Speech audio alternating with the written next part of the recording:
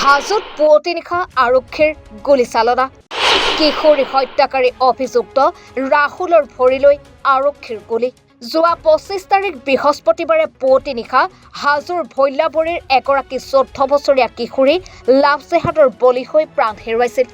অভিযোগ মতে কিশোৰীক প্ৰেমৰ জালত পেলাই হত্যাকাণ্ড সংঘটিত কৰি হাজোৰ আৰক্ষীৰ জালত পৰিছিল লম্পট প্ৰেমিক ৰাহুল হুছেইন।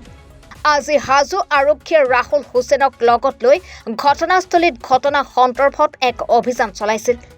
অভিযান চলাই থকা অৱস্থাতে ৰাহুল হুছেইনে আৰক্ষী জিম্মাৰ পৰা পলায়নৰ চেষ্টা কৰোঁতে হাজো আৰক্ষীয়ে অভিযুক্তৰ ভৰিলৈ লক্ষ্য কৰি গুলীচালনা কৰে।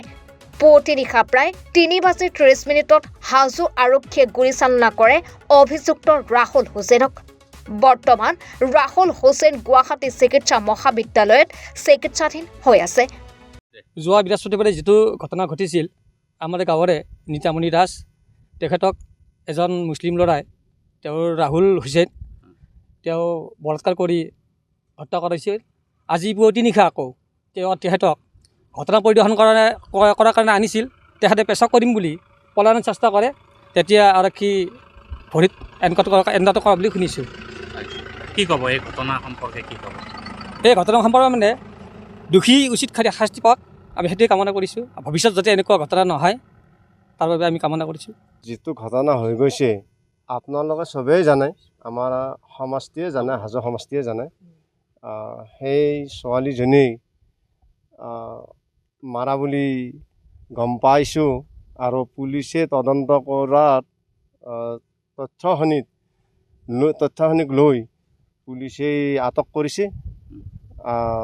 নামটো কি আছিল? ৰাহুল হুছেইনক।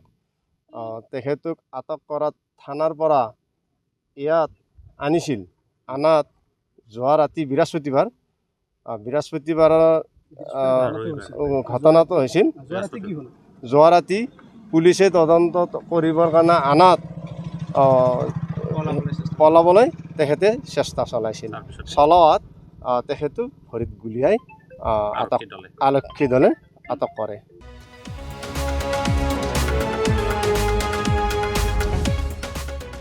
হাজোৰ পৰা মৃদুল মজুমদাৰৰ ৰিপৰ্ট, এনি ভাৰত 24।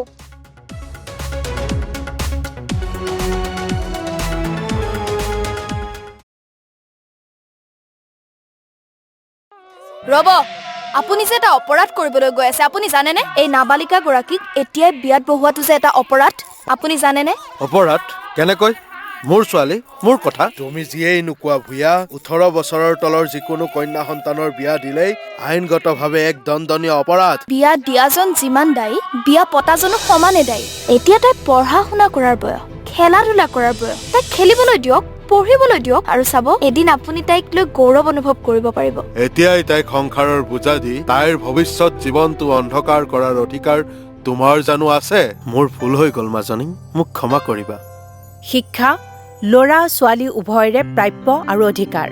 আপোনাৰ কন্যা সন্তানক তাইৰ এই প্ৰাপ্যৰ পৰা বঞ্চিত নকৰাব।